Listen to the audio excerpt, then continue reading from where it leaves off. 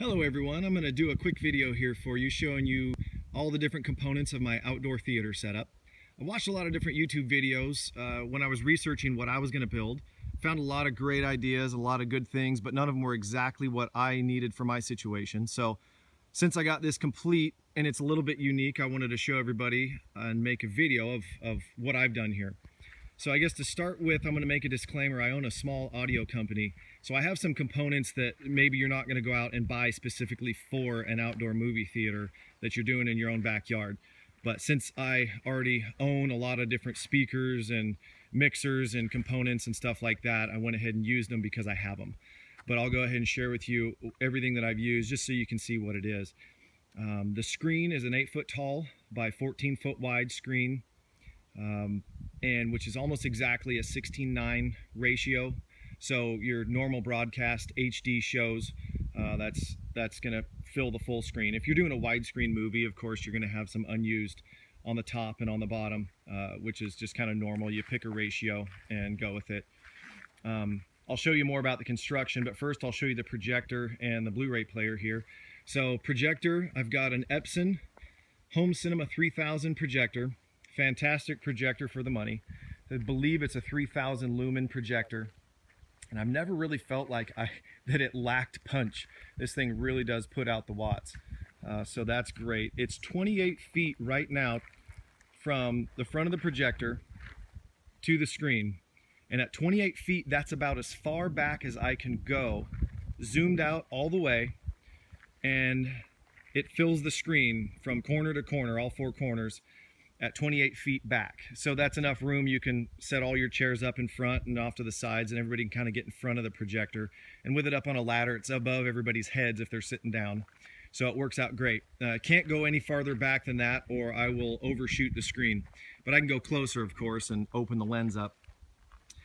Blu-ray player. I've got a Samsung Blu-ray BD-J7500 Blu-ray player. And the reason that I bought this is right here. This is one of the few Blu-ray players that has analog 7.1 surround outputs, which is what I wanted so that I could actually run true 5.1 or 3.1 surround outdoors here.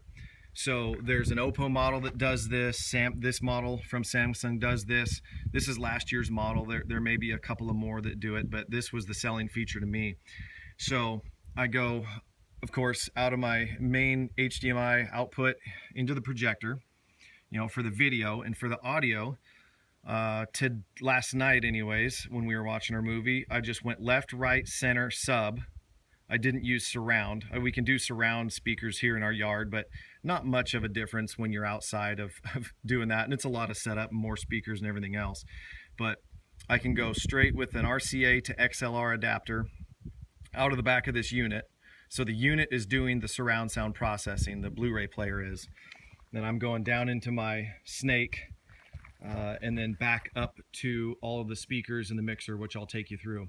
But this is a fantastic setup, and this Blu-ray player, the J7500, actually allows you to go in.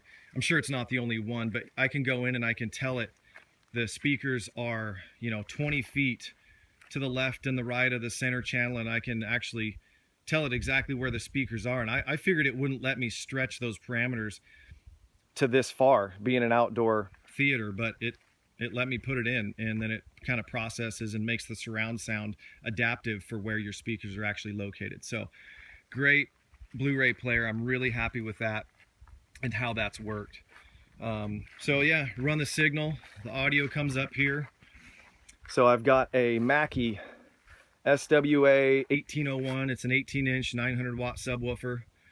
I've got more of those, but one of them is more than adequate for the low end that's needed for movies. And then I've got a center channel there. It's a JBL Eon. Same thing, JBL Eon 15 and a JBL Eon 15 for the left and right and center. So all three of those match. And I bring that signal back here, and I've put it away. But what we were running last night, I've got an Allen & Heath iLive, 32 channel iLive digital mixer that I process the signals in, so I can EQ or do anything like that. But really, I've run it before where I've just run the signal straight out of the Blu-ray player out of those RCA outputs and run those down individual lines directly into the back of these speakers, and it sounded fantastic. And it was a much simpler setup. Now, the only volume control you have is either through the Blu-ray player or directly on the back of each of the speakers. So you don't have a lot of flexibility as far as that goes. So if I have the time and I want to run everything through the digital mixer, then I can set up my router, my wireless setup, and then I have the app on my phone, and I can control the volume of all the different speakers or the overall volume, or mute it or do anything like that from my phone while I'm sitting out, you know, in the audience watching the movie. So that's a great flexibility. But again, that's because I have a digital mixer with my audio company. You know, it doesn't seem like a very practical thing to go purchase, you know, for just your backyard, you know, theater. So running directly out of the Blu-ray player into powered speakers sounded fantastic and worked great. I just had to dial in the volume that I wanted on each speaker and just kind of let it be. So since we're here, I'll go ahead and show you the screen. You can kind of see a little bit better from the screen on the back side of how I built it. So I've got some 4x4s in the ground, just anchored down with some concrete stakes. They're 12-foot 4x4s. Then I've got 3 full sheets of OSB, 8 foot tall by 4 foot wide. So 4 foot, 4 foot, 4 foot, and then I finish it off with a 2-foot piece. That's what gives me my 14-foot width. So I've got 16-foot 2x4s paired up down to the ground with some concrete forming stakes on both sides.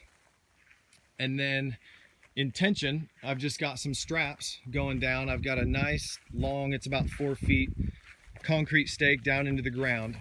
Because what I really have to be careful of here is this wind comes up the hillside, it always blows into the back of the screen here. So the wind is always pushing this thing away from the camera right now, which makes a big giant sail. So as long as I have these straps anchored into the ground really well, then this thing won't go anywhere. Now this is somewhat of a permanent setup, or I should say semi-permanent setup. You're not gonna wanna set this thing up and tear it down 2 days later. It's quite a bit of work to set it up. So I pretty much have to live with a billboard in my yard, you know, for 6 weeks or however long we wanna watch movies out here during the summertime. One thing I realized, when you turn the movie off and everybody's picking up their snacks and their popcorn and their chairs, it's pitch dark in my yard.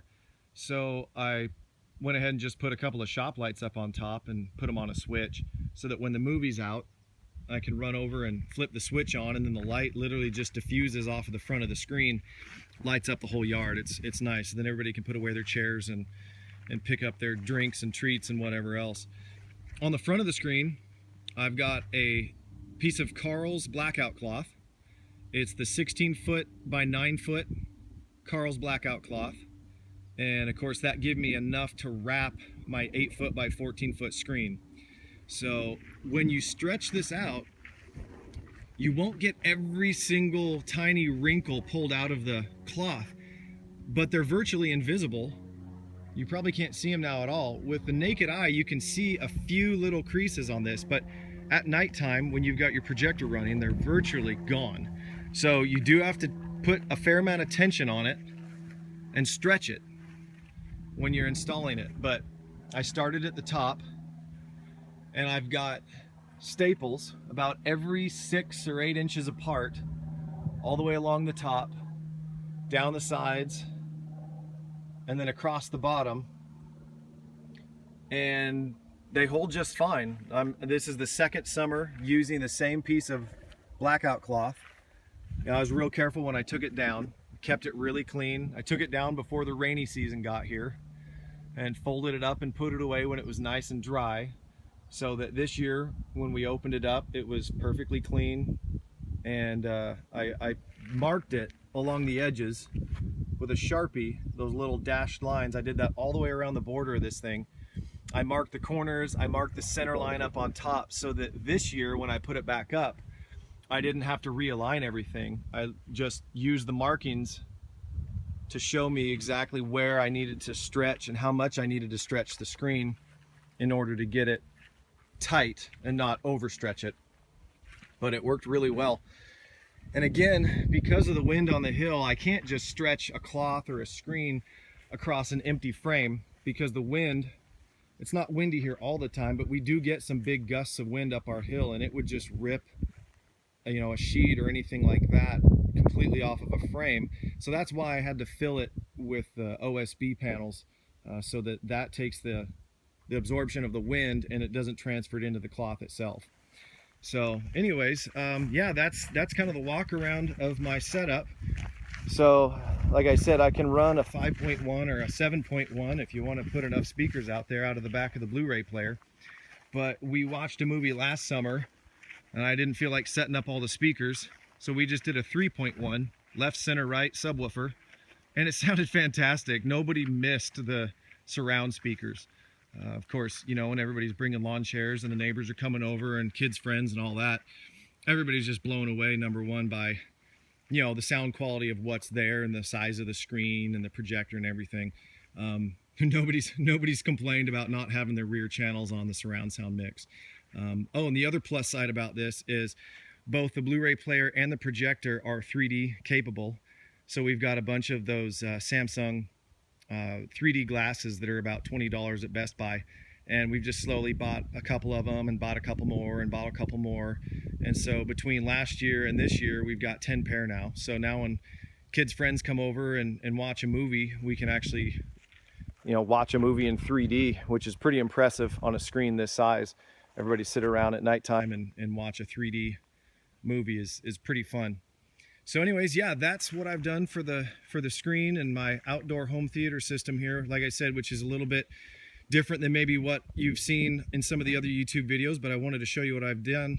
And I think the overall budget, just if you're looking for a ballpark, the lumber for all the screen was around $200 maybe for all the different boards and sheeting and posts and stuff.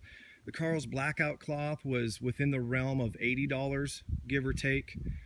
So, you know, as far as that goes, we're under $300 construction cost on the screen. And then, of course, you know, the projector and the Blu-ray player and things like that, and the speakers and everything else are all on top of that. But you can spend a lot of money on a professional, you know, screen that doesn't have a frame, or you know, you still need to hold it up in the air or whatever. So for what I've done here to come out underneath, you know, $300 for something like this is fantastic. It did take a lot of work to make it and put it together, but it's been just great. So anyways, that's what I've got for you here. If you have any questions, you can post a comment down at the bottom. I'll get back to you there as I read any questions or comments on there.